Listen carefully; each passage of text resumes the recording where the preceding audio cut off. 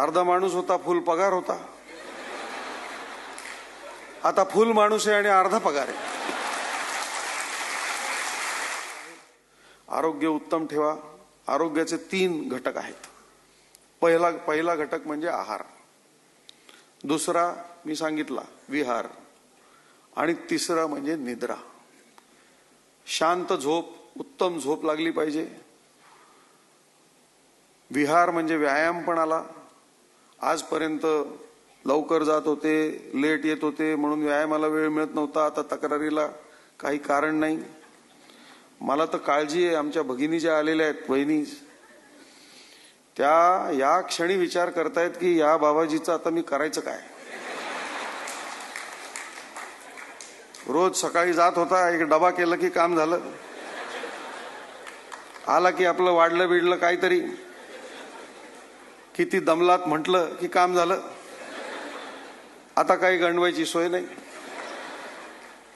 आतापर्यंत माणूस अर्धाच मिळत होता. 12 तास, त्यात 9 तास झोपत होता, 1-2 तास आवरत होता, 1च तास बोलत होता. अर्धा माणूस होता, फुल पगार होता. आता फुल माणूस आहे आणि अर्धा पगार आहे.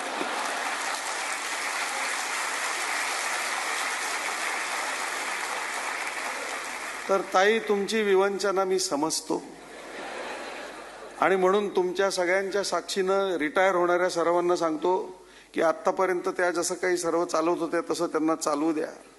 हे कुठून आलं, ते काय करते, एवढं कोणी घेतं का, हे असल्या भानगडी करू नका.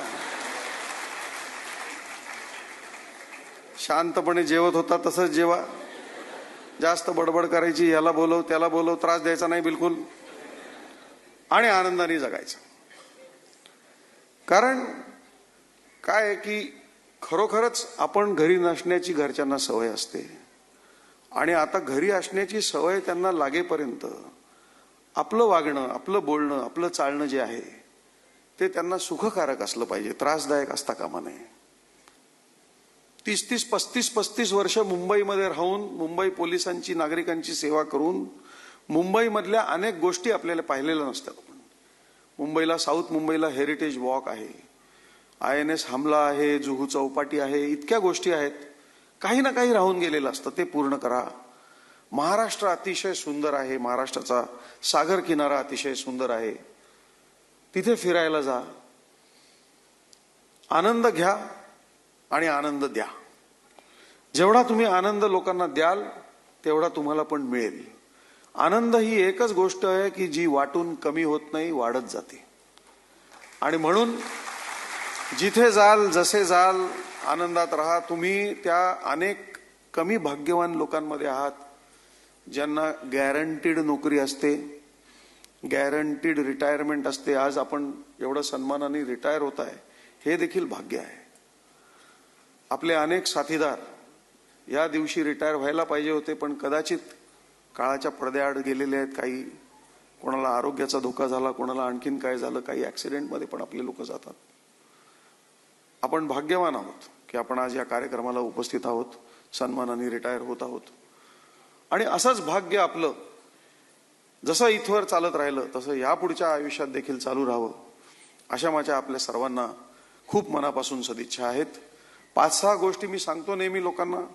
एक म्हणजे आपल्या वेळेचं नियोजन करा. आता आपल्याला खूप वेळ आहे म्हणून लोळत राहायचं, वेळ फुकट घालवायचा असं काही करू नका. कारण वेळ ही अतिशय मौल्यवान बाब आहे. वेळ ही एकमेव बाब आहे की जगाच्या कुठल्याही मार्केटमध्ये आजपर्यंत कोणीही विकत घेऊ शकला नाही, कितीही श्रीमंत असेल तरी. वेळ ही एकच बाब आहे जी तुम्हाला, मला, सर्वात श्रीमंत माणसाला, सर्वात वयस्कर माणसाला सारखीच उपलब्ध आहे.